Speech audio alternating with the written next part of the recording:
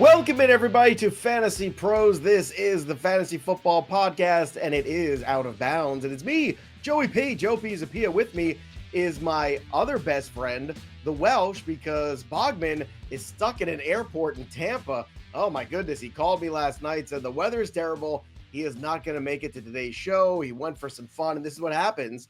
You go to Florida, and you think it's all going to be fun and games. Next thing you know, Florida starts to take over, and we've learned that lesson. It's a hard lesson here on the show. We've been talking about the Florida man all before for the last few weeks. Welsh, what are the chances that Bogman never returns to Texas and just becomes a Florida man? I don't know, but he told me he will never, ever be flying to Tampa or Florida again. It will be only a drive. He was supposed to come back yesterday, and it brought back like fears we all had when we were in Vegas. There was this like torrential snowstorm around the country it literally delayed every single person's flight. A couple got canceled, and Bogman was texting me. He's out. He's being rerouted to Cleveland and then hopefully get back to Houston. So I don't know. He might. What's that movie with Tom Hanks about the guy that was just stuck in an airport for like 8 months and just lives there? That might be Bogman at this point. Forrest Gump. No. What the air up there? Is that what it is?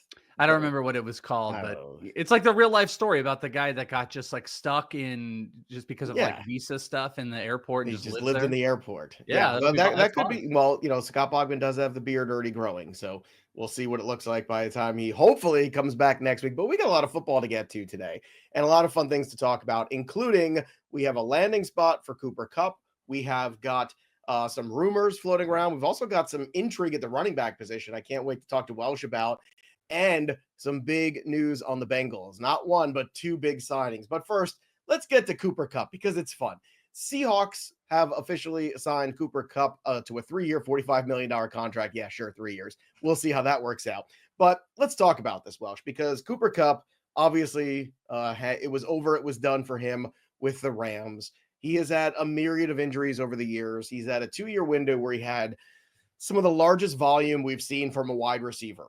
And it's clearly taken its toll on him. And I think a lot of people were buying back in last year. And now I feel like there's going to be the potential for people to want to buy in again, because every time somebody goes to a new team, everybody thinks, well, it's all going to be better now. He's in a different environment. Maybe we give him another shot. I don't know about you. I am still out on Cooper Kupp. I know the ADP is probably still going to be pretty low. I understand the thought process. Well, JSN's the only other real wide receiver there. Why not Cooper Kupp? To which I say, have you paid attention to how few games he has played and played effectively in the last basically 3 years? So, Welsh, what are your thoughts on the Cooper Kupp signing and your constitution, as it were, to reinvest potentially in 2025? I guess we were talking last week. One of the things that was like, so what are the Seahawks doing? What are you doing? Trading Geno, then you're signing Darnold, and you traded DK, and now you brought in Cooper Kupp. It's been kind of hard to figure out. So I guess it's maybe coming together a tiny bit, but like everybody at nauseum has said the same thing, and I don't disagree. It's like they're all slot guys. Like you took another like prominent slot wide receiver with JSN. So again, what is the plan? Are you going to just is it like Bobo's going to go on what are you going to do on the outsides? Are you going to have both of these guys just be the slot kings? I'm not 100% sure. His ineffectiveness of separation was on point last year. I mean, that's why, he wasn't getting targets and his health is in question. I do think this has the potential to be a boost for his fantasy value. I'm just not sure it's going to be like, there was a point last year, remember, where some people were like, hey, he's going to be a big breakout. He's going to be one of the best values out there. I'm really not sure that that's going to happen. But I do think there's an opportunity for targets. Darnold, good quarterback. I like him there. But where is he at? Do you know? I'm going to look real quick, actually. Well, while you look at that, I'm chuckling because the air up there is a Kevin Bacon movie where he is scouting the potential basketball players, I want to say, in Africa, and that is not it's the Terminal. That's the name of the It is the Terminal, yeah. But I would like not to see there up there. I would too. I'd I like to him see to Scott remake Bogman it. maybe have a layover in an African nation and perhaps become a basketball scout. I think that would be a really interesting turn for Scott Bogman at this juncture in his career. A 5'8", the flat foot Kevin with Bacon's the 3-pointer. Yeah, I Yeah. guess. Yeah. No, Bogman would look good with the beard. They'd be like, Luca? Luca? He's like, no, no, no. Cooper Kupp, by the way, currently on ECR over on Fantasy Pros. We've got ranks up. You guys can check it out. He's 104th overall, 43rd at wide receiver.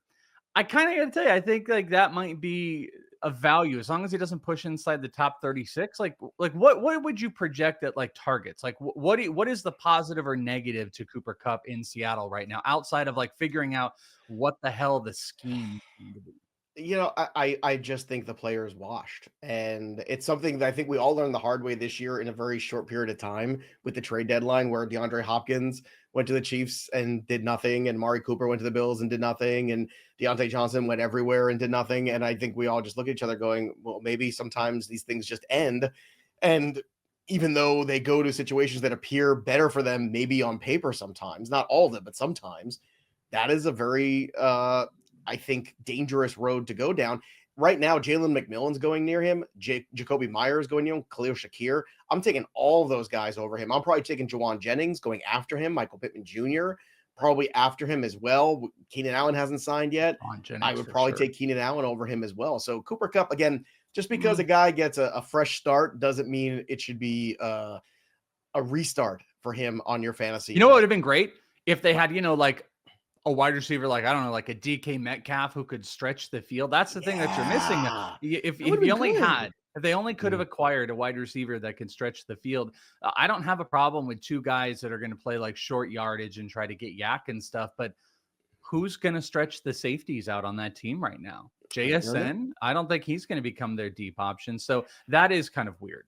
Well, we'll see what happens. I mean, there's still plenty of time. And there's also that little thing called the NFL draft. We've got more. Actually, there's a fantasy move that I actually really do like from NFL free agency we're going to talk about in a second. Debro saying Matthew Golden to Seattle. Don't you dare put that evil on him, Ricky Bobby. I want Matthew Golden going to a much better situation than that. Let's go to Black Raptor's question here. Black Raptor, by the way, I believe the winner of our MLB show draft from last week on Twitch here on the First channel. Make sure you subscribe. Draft. We are live here on the Twitch. Again, twitch.tv/FantasyPros. The first one we did over there. We're going to do a lot of NFL drafts on the Twitch this year.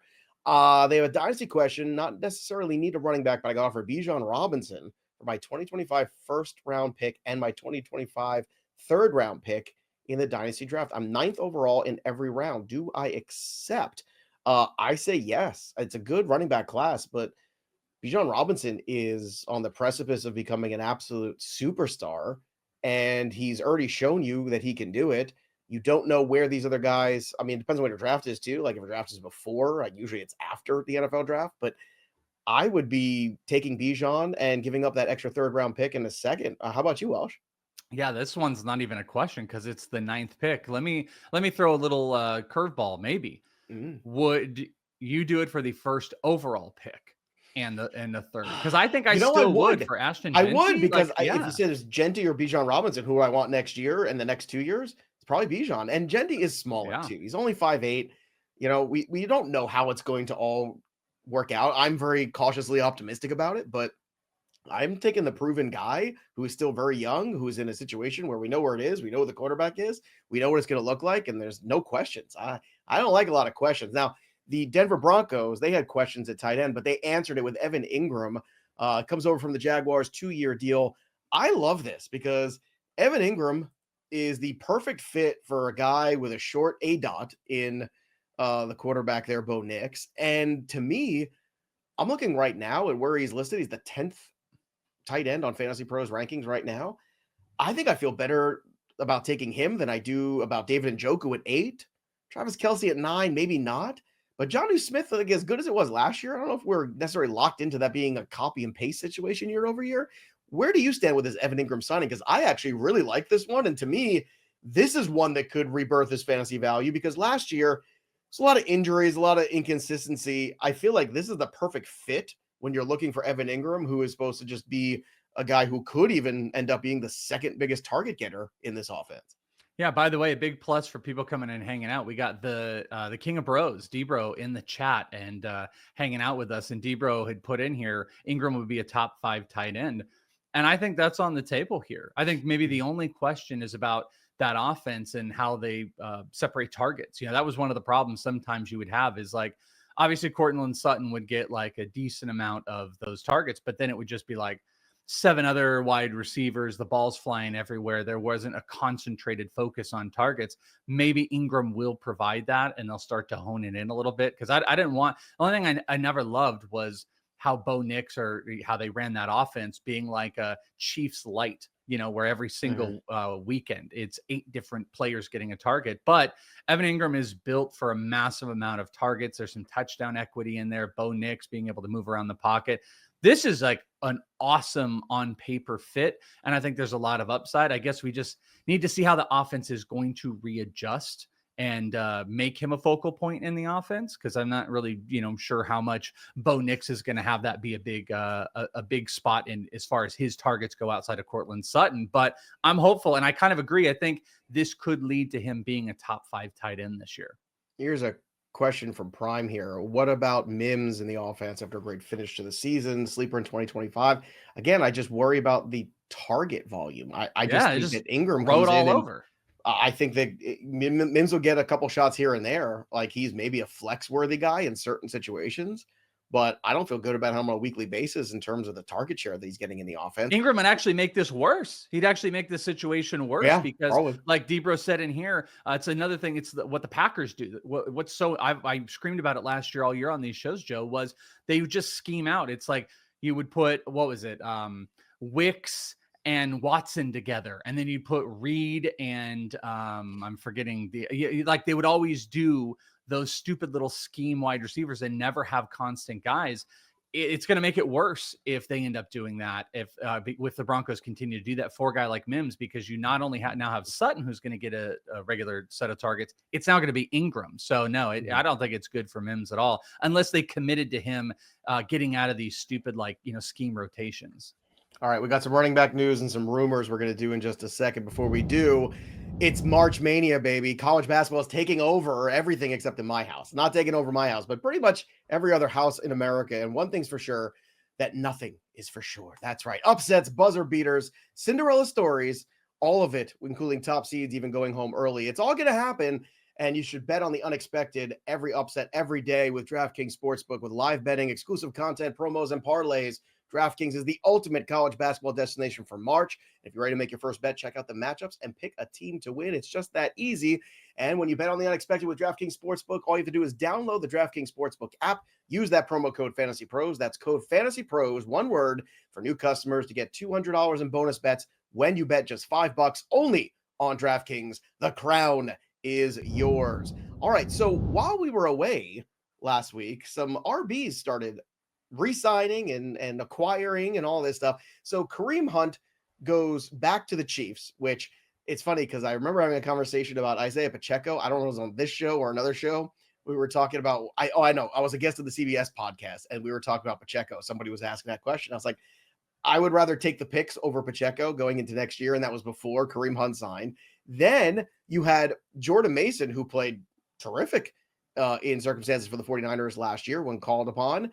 He goes to the Vikings. The only thing ahead of him is Aaron Jones, who is an older running back. And then Rico Dowdle, formerly of the Cowboys, goes on a 1-year deal to the Panthers, which I don't think is necessarily what everybody had on their bingo card. So of these 3 running backs who landed in these 3 spaces, who's the most tempting to you to invest in 2025? Because Chuba was very good last year. Aaron Jones was very good last year. And Kareem Hunt kind of had to step in and be the guy while Pacheco was out. So it's not like these 3 names couldn't be useful this season. Man, I think this might be just a toss-up because I think Kareem Hunt re-signing seems like absolutely detrimental to Isaiah Pacheco. One of the things that could come out of this, though, and pretty clearly, is like Pacheco's injury or coming back from injury last season could have just stunted him from volume because he just disappeared. He went the wrong way. It was like he came back, he got carries, and then he just started tailing down. And I didn't know what the hell was going on with this. So, like, in theory, Kareem Hunt's looks like it could be the best, but I think it just might be another piece of insurance as Pacheco gets healthier. So I wouldn't be surprised if Pacheco's carries go back up. I want to say Jordan Mason is the most interesting. They gave him a 2-year contract. The only problem is, like, Aaron Jones is not going to unseat it just, maybe he goes from whatever, 16 touches a game down a tiny bit. I'm just not sure Jordan Mason's ever going to be able to get massive volume, but you are putting a rookie quarterback in there. Maybe you want to establish a little bit more on the run. Both of these guys can catch out of the backfield. I'm not in on Rico. This is Chuba's backfield. Chuba's going to roll here. So I guess if I had to rank them, it would probably be Mason, Hunt, and then Rico. But I really think we got to see how this all plays out. Mason is the one guy I think that could completely take over a backfield of all of these players. Yeah, I think Mason, there's Father Man, friend of the show here, friend on our Discord too, talking about Mason. I can see myself having some shares of Rico and Mason because I know the ADP is going to be less. I'm somebody who goes after wide receiver early. So taking shots at RB, you never know what happens here. And with Jonathan Brooks in that situation in Carolina too, I mean, it's so unfortunate because he was going to be the next big thing potentially. And then, 2 ACL tears to the same knee. I'd be surprised if he ever played in the NFL. And I know that's just depressing. I don't want to be depressing. It's just not something that happens. Like Thomas Davis had 2 torn ACLs and came back and played. I think there's not a lot of names out there. There's just not a lot of guys where you have the double tear and it works out for you NFL career, no matter how young or old you are. Remember how high he was going last year? Do you remember how high he was going in drafts? Like he was going. Oh, Jonathan Brooks. Jonathan Brooks. Like and do you recall the conversations? I know Derek Brown does. Of me yelling at people and talking about, look, maybe week 10 is when you get him at the most. Like that's the best case scenario. And everyone thought I was crazy. I was like week 10, maybe week 11, 12. That might be your best case scenario. And people were putting way too much in him. He was going ahead of Chuba. He was going ahead of Chuba. Yeah. I mean, it's just hindsight here, but and Debro brings up the point about Pacheco not being fully healthy. Well, Pacheco doesn't have a great track record of being healthy. The style in which he plays and the frame that he has, that hasn't been great. And it is something I think we all have to kind of, wrap our minds around a little bit too. By the way, I was just thinking this, do you think that Bogman didn't come today because he was worried? Because you're talking about Masons and it reminded me of Mason Rudolph did come back to the Pittsburgh Steelers. Do you think he just wanted to avoid the show, just not to talk about that or any other potential Steeler quarterback signing? You think he was like, I don't know, I'll go to Tampa and get stuck in the airport and then I won't have to talk about the Steelers quarterback situation. If you were on if anyone was like watching live on the show or rewatched it over on Twitch, you would have seen it was just like news. Signings were just happening left and right live on the show. You 100% know he was terrified that Aaron Rodgers is going to sign a deal. But at this point, just to talk about it for a second, it seems from all the news that's out there that it's Minnesota or bust. Like I don't know if you saw that rumor that it was like if Minnesota doesn't come to terms, he might just rebuke the others and just retire. It's literally the Brett Favre. Did you see Favre said he should sign there? Favre was like on some show and was like he should sign with Minnesota. Like, okay, yeah. Okay. Yeah. Well, I don't know if I'm taking any advice from Brett Favre about anything. I don't know if that's the best idea. No. Just saying. Also, in the rumor mill, speaking of Aaron Rodgers, as you mentioned, the Vikings are seriously discussing that possibility. Jameis Winston is going to meet with the Giants on Tuesday. We'll see how that goes. And the Eagles are open to trade talks involving Dallas Goedert. Now, I thought that one was a little curious here. I didn't quite get that, but the Eagles are in a situation where they're going to have, I think, 20 draft picks in the next 2 drafts. Because of all the guys that have gone away in free agency and all the things they've done. And I don't know, Howie Roseman is pretty dangerous with those draft picks. I think that's pretty terrifying for the rest of the league to give him that much draft capital to work with. However, I was surprised that Goddard was potentially on that block. Any landing spots in your mind that a team that could benefit could use some tight end help potentially in 2025? Oh, that's interesting. Yeah, the one thing I was going to say real quick before that is that I think the Eagles are taking a little bit of that 49ers approach as well. I mean, look, the Niners are a test case. Look at what they're doing. They're just they're just depleting across. They're just selling everybody. It feels like they're selling for nothing. They just sold away Jordan Mason. They're half of their defense is gone because you've got to get your young draft picks. You've got to build them up so they can have replacements when these bigger guys are needing contracts.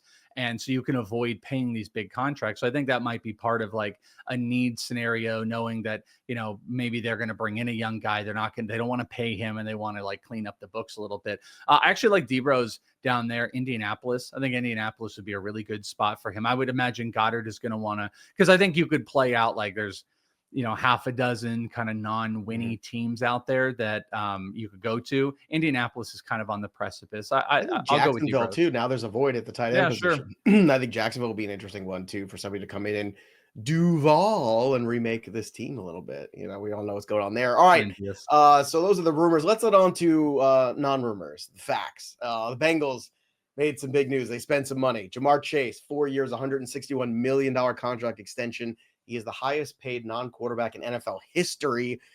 Good on him. I mean, that dude absolutely balled out last year. And my God, if there isn't a good reason to look at that and say, this is what happens when guys are playing for contracts, I don't know what is. I mean, it was spectacular. But the surprise is that they got the Tee Higgins deal done too, 4 years, 115. The Bengals are still hoping to sign Trey Hendrickson. I think they will. I think they're going to continue to figure this out. I don't know what else is going to be on that defense, but we are right back to where we were last year going in, which is we have Jamar Chase, Tee Higgins, and we have Joe Burrow. I think this is going to be a really interesting scenario here because I expect the Chiefs to take a step back. I think the division is going to be much improved again year over year and far more competitive. I don't think it's this cakewalk to a bye week for the Chiefs into 2 home playoff games next year. I just don't see that happening. Everybody's a year older. And I also think that you're looking at potentially here that the window for the Ravens, the Bills, and perhaps the Bengals could not get better in terms of like, look, we've got our arsenal of weapons. It's time to really make that push. So what do you think about these 2 signings here and the upside for maybe even a Joe Burrow MVP with all these weapons if they stay healthy? Yeah, I definitely think that's on the MVP. Like it might be really, I don't know what, some of those early lines are going to look like, but that would be a good one to throw in. Also the division, I think you were kind of alluding to is like becoming maybe more obtainable. The Steelers look like they're on kind of a downtrend right now. They're trying to pick up the pieces. The Browns are obviously on that. So it's like, if it's a 2-horse race, I actually think like re-signing, getting Chase done with Higgins was the key. Like, not that you wouldn't obviously want to like re-sign Jamar Chase, but it would feel maybe like the tiniest bit empty. Like, oh great, we got Chase done, but then you got this big hole of what's going to happen with Tee Higgins. To get them done at the same time, I think was key because it is a ridiculous 1-2 punch, and Joe Burrow needs it. He needs those targets. They want to get that passing game going. So I think it's a good controllable offense. I think they need to probably put a big heavy focus in the draft on defense, but yeah, I mean, I don't know. Like you said that like the Chiefs are kind of even trending down. Like the AFC it's a little open right now. And like 1 or 2 moves away, the Bengals re-sign, they got their big core pieces, but they shock everybody and maybe, hit on a good draft pick defensively, or maybe make a trade. It seems like they're 1 or 2 pieces away from being dangerous. I mean, if they could do what the Eagles did last year and just nail those, nail 2 secondary picks in the first 2 rounds, like you could do that, that'd be swell. Like that's exactly what you want to do. Let's take another question here and we'll talk more about the rankings of Tee Higgins across the board on some other players too. This is from Wainwright. I have a championship winning dynasty team. One of my league mates mentioned he might trade Derrick Henry for my 112 pick. What do you think? I've got Saquon, Bijan, Brian Robinson, Charbonnet, and Tyler Algier. I was thinking of keeping my pick to get a good future RB. It is a good draft for the RBs. That is a tougher one because Henry's probably got one more good year for sure, I think, in him. Maybe a second one. It's a little trickier. Welsh, where do you stand with this one? 112, you're going to miss out on. Look, it's not an elite quarterback class, right? So you figure 3 quarterbacks are going to go. You'll probably get the tight end to go. You'll probably get 4 wide receivers. So you are probably looking at, Genty's never going to make it to you 12. I don't think Hampton gets there. Is it the Caleb Johnsons of the world? I feel like that's kind of where we're at. I'm looking at, we also have rookie ranks if you want to check it out. Pretty good. Almost, it's a little over 30 experts as well on FantasyPros. You can go check it out under NFL rankings. You can select rookies.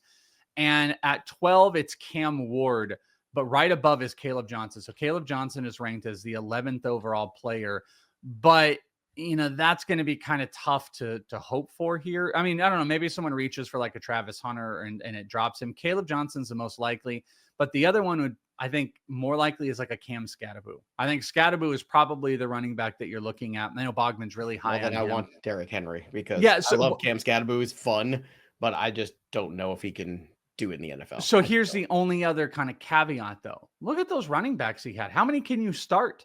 How many can he get in there? Because he had Saquon, devil's advocate, Bijan, and then Brian Robinson. Saquon last year, again, when we get to that threshold, I want to double check my numbers here, but we talked about it ad nauseum last year about the 417 touches of Christian McCaffrey from the regular season for the playoffs 2 years ago.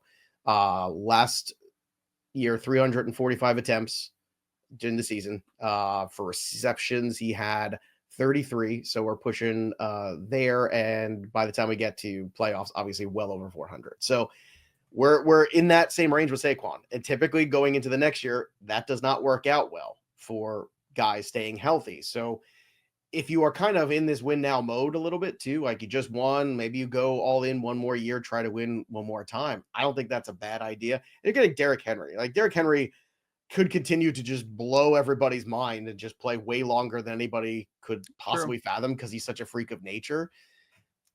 I'm very willing in this class in my dynasty leagues, to move as high up as I possibly can with all the draft capital I can, or as far out of this draft is into next year. Cause there's a handful of players I like, but I'm just not overall in love with the depth of this class like I have a couple of years ago. Like I remember drafting Khalil Shakir in like the 4th, 5th round of a dynasty rookie draft a couple of years ago. Just, always seeing these guys where I was like, oh, this guy's really interesting, or Pacheco's really interesting. There are all these prospects I really liked.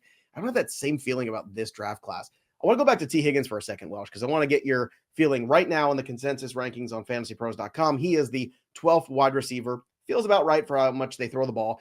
And if you're a fantasy manager, you want the Bengals defense to suck because you want to be in shootouts and you want all the fantasy points you possibly can get. So don't root too hard for that to change. JSN is at 13, Ladd McConkey at 14, Terry McLaurin at 15. Do you think Tee Higgins should be drafted over those 3 guys? Oh man, Ladd is the one that jumps out to me where I'm like, it's super, super close. I think not Terry. Terry was pretty good last year, and Jaden Daniels in year 2. Yeah, no, I mean all of them are good. It was just Ladd specifically kind of jumped out to me. I think you can buy that. I mean, Terry's like built a mountain of his fantasy value off of those huge plays, and those big like 50+ yard touchdown plays are similar to like touchdown equity. Like how much can you count on repeatability? The other 2 guys, working out of just like big, slot targets left and right. I guess what I'm getting to is like Tee Higgins to me is like the complete wide receiver. He's not built off of just having to be big, long, deep plays. He's not built off of just having to play out of a slot. Even if he's a wide receiver 2, he plays as a wide receiver 1. Also, by the way, with Terry, like they did bring Debo in, and we'll have to see what Debo does with some of that offense. But I think the tier makes sense, but I do believe like him being above it is the play. I think it's very close. I think over Jackson Smith and Jigba, I'm good with. Over Ladd, it depends on format. If it's straight PPR, I'm listening. But if it's half, I want the touchdown equity that Higgins is going to bring, I think. Yeah, I completely agree with that. McLaurin, for me, that's the dicey one because I'm in love with the quarterback. But Debo doesn't. What about Debo being in there?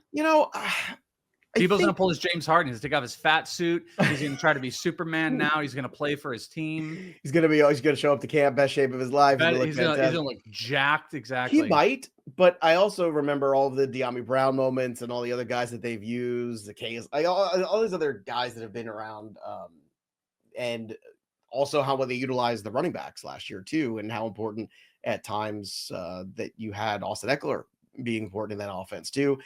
McLaurin for me, again, I probably take over Higgins, but it's very close. I'd probably go McLaurin, Higgins, like really close together, then probably JSN and McConkey. But that is a sweet spot too. So for you and Boggs, who still like to take those running backs early, if you take a Saquon or a Bijan, right, and it loops back around to you in the 3rd round, you're probably looking at this group of wide receivers to double up. I think that's actually a nice way to build in 2025. It might even be my preference to build if I don't get Chase or Jefferson. Like that's very, very intriguing to me. What do you think of that in terms of, I know it's early to think about builds, but it kind of makes sense. Like if you are going to go early running back, man, like this group of wide receivers, I didn't even mention also in this grouping right after Mike Evans, Garrett Wilson, Devontae Adams, all of which are in pretty good spots as well. Well, looking at half PPR too, there's this big hole though. So looking over on Fantasy Pros ranks, you've got like Barkley and Bijan at the top, but inside the top 12 after that, I guess you have Jahmyr Gibbs and then Derrick Henry, but there's only 4 running backs in there. So I guess that build that you're talking about for me would probably end up having to be like, I get Jahmyr Gibbs at 5 or 6, and then I come back around and I'm staring at, again, maybe like an AJ Brown, maybe Malik Neighbors falls a little bit, or Bucky Irving specifically. And then I would jump into that third round. And that's where you start looking at like JSN, Tee Higgins and stuff like that. I could definitely see it, though. There definitely is a hole between like 5 and 20 of only like just a couple running backs that make a lot of sense. So, high pick, I'm more likely to look at Bijan and Barkley and then come back around and do what you're talking about. Yeah, it's going to be fun to start playing around with some of these builds. Yeah, I'm still Chase 1, Jefferson 2. I don't care if it's JJ McCarthy or whoever it ends up. Like I'm still, what he did last year with Sam Darnold. Jefferson's 4 on the ranks right now. I know, it's so absurd to me. So exactly. So I'll draft 4. That's fine. You want to give me my spot? I'll take 4 any day. I like Bijan after that, then Barkley. And I know that's going to be unpopular, but I keep going back to the data, and the data keeps telling me it was a glorious, magical, wonderful season for Saquon Barkley. But when you cross that 400 touch threshold, the next year is bad. The data tells you every single year it's bad. Guys don't come back and play at the same level. And I know at times they tried to, measure him out. And I know they did skip him one game there at the end. And I know I get all that, but it doesn't matter. History dictates otherwise to us. Even Derrick Henry wasn't immune to it. So that to me is something to keep an eye on and watch. But again, one of the great things about this, we can continue to have conversations on our Discord too. So if you want to interact with us here on Twitch, you can, but you can also do it on our Discord, where it's also free, fantasypros.com/chat. And there's lots of fun shows going on. Worm and Fitz at 5 p.m. Eastern, the first Tuesday of every month. They're doing AMAs. You can ask them questions about Dynasty or redraft too if you want. And at Fitz and Boggs, 5 Eastern every third Tuesday of the month. So spend your Tuesdays talking football on our Discord. Again, fantasypros.com/chat. That's the place to go. And when you're a premium member of Fantasy Pros, you get access to a whole lot more. Look how happy I am. Look how I'm pointing. Look at you. Right here to the Discord. That's what it looks like. Oh, you're like, hey, yo. That's what I'm saying. Oh, look at his Discord. Oh, it's unbelievable, baby. Oh, seeing these shots from the photo shoot pop up in artwork is just it's phenomenal. Yeah. It's pretty great. They are a good time. All right. Speaking of ridiculous, Scott Bogman sends us a lot of reels. That's that. He's our friend. This is what he does. He's that friend. Every friend group has that one person that sends more reels than everybody else. And, sometimes you then start trolling around on things. And when you click on one thing, then all of a sudden it just gets in your algorithm. And I don't know what I was looking at, but, it got to a point where, and don't get afraid, everybody. This is just fun stuff. I'm a little scared. This is like something, I think it's called Epic Wars, right? Where they take like Roman soldiers, 1,000 Roman soldiers against 20 Civil War soldiers. Is this like the computer generated thing? It's the computer generated thing. I watched one last night. Oh yeah. It's like, it's this game, and it'll be like, it'll be like 100 Hulks versus 1 million Scarlet Witches or something like that. Yes. Well, I watched this one. This is the one I watched. Okay. I watched this last night. I don't know if you saw this one, but this one made me laugh because it was 100 Harry Potters versus 1 million Kermit the Frogs. So I want everybody in the chat, and if you're watching on the YouTube channel too, as you're watching, I want you to make a prediction here. Who do you think would win this matchup? Because I was watching it yesterday, and I'm thinking to myself, well, Harry Potter's magic. So why can't Harry Potter, there's 100 of them. That's got to be enough spells. There's got to be enough, Avada Kedavra. It depends on how fast you can talk. Yeah. Right. But see, I didn't like that they were running right here. It's like, no, Harry, don't even run at all. Get space between your Kermits. Then space and then between your Kermits blasting. is key.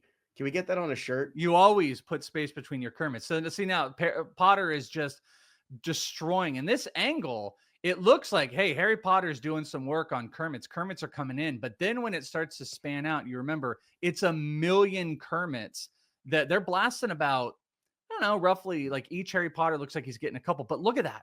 Look at that. I mean, it's just overwhelming. It's too many Kermits. I think they went too far. I think that's the problem, because you can see eventually the Kermits are just enveloping the Harry Potter. And now there's a mountain of dead Kermits that only a few Harry Potters are on. And look at the distance around. Numbers are important. It's a lake of Kermits. I was also like to see this with other Muppets, like how many animals, I also wanted to know how many Miss Piggies does it take to destroy 1 million Kermits? And I think the answer might be 1.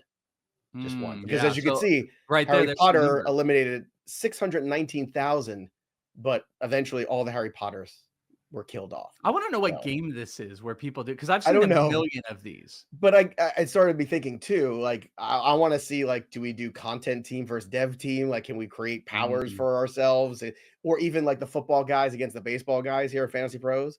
I think so. Unreal Engine is what Callie, our producer, is saying. I want But to know yeah, what I were haven't seen Kermit's this. It's doing hilarious. though, by the way. What exactly were the Kermits doing to the Harry Potters? I think they just overwhelm them. They just overtake them because there's so many.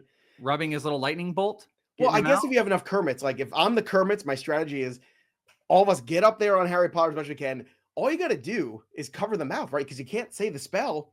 It's kind of a problem, I don't know. right? Kermit, it's pretty evil. I'm just saying. So there you go. I just wanted to bring that to. It's funny that you saw this one. Some of them are really interesting, and then some of them are really stupid. This was one that was really stupid, And it's always like, 50 versus a million or something like that. I Yeah. want to see 50 Joe Pisapias versus 50 Mike Mayers and see who wins. Can we do that for leading off? Which, by the I way, don't know. is coming to Twitch this week. So leading off noon, 2 days this week, because we've got actual baseball to talk about. So we're doing like a little early leading off. Now the question is, Welsh, will you wake up that early to watch the baseball games in Japan tomorrow? Yeah, what time isn't it like? We're at noon. The game time, Eastern time, I don't even know. It's like 4:00 my time. So I thought it you was might like just never go 5 to sleep. p.m. Eastern or something. Like, no, I probably won't. No. It's tomorrow. That's tomorrow. That would be up at 30. Yeah, I think it's some ridiculous time. It's 3:30 a.m. or something on the West Coast, which I am PST right now. So no. Yeah, and I still, for the love of God, it hurts my brain when I consider how you guys do the time change in Arizona, where you don't change the times, you just change time zones. It is stressful because I'm like worried I'm gonna miss things, because now everything is an hour back for me. We don't change our clocks like you guys do, but like things have changed, so I'm always worried and trying to decipher. It's a problem. Mountain Standard to Pacific, I'm at right now. Here's one let's from lock Debro. it down. 2,000 Ryan Wormleys against 1 Mike Mayer. Debro's taking Mayer. I gotta say, like, Mayer fights dirty. I think he would find a way to do this. Like, I've one Mayer is plenty. 2,000. It was 5,000 Ryan Wormleys, maybe. Yeah. So I think that's a funny part. How They many both had the same worms arm would it take surgery to beat recently. Mayer? Oh yeah, they just be like one-armed. Mayer is in fuller recovery from his arm surgery. So there you have it. And of course, if you're watching on our YouTube, make sure you subscribe to the YouTube channel. Drop your comments below too. Who would you take over Tee Higgins? I'm curious, because you got JSN, you got Terry McLaurin, you got Lad McConkey, you got maybe even a Devontae Adams. I mean, he's a number 2 receiver too, last time I checked. So I love hearing from all of you. Let the debate begin here. And of course, if you want to watch us live on Out of Bounds, join us on Twitch. That's twitch.tv/FantasyPros. We continue to grow for our audience over here on the Twitch channel, which has been very cool. So we're happy to interact with all of you. Take your questions, hang out, talk a little ball, and that'll do it for us. But the story of the game goes on. For the Welsh, I'm Joey P. We'll see you next time, kids. I just like the idea of 1,000 Joe Pisapias. I just think that's fantastic. Kermit here. Harry, die. I want to see other Muppets. I want to see Gonzos against Kermits. Like that. Can we start betting on that on Betting Pros? That's what I want. Elmo love kill.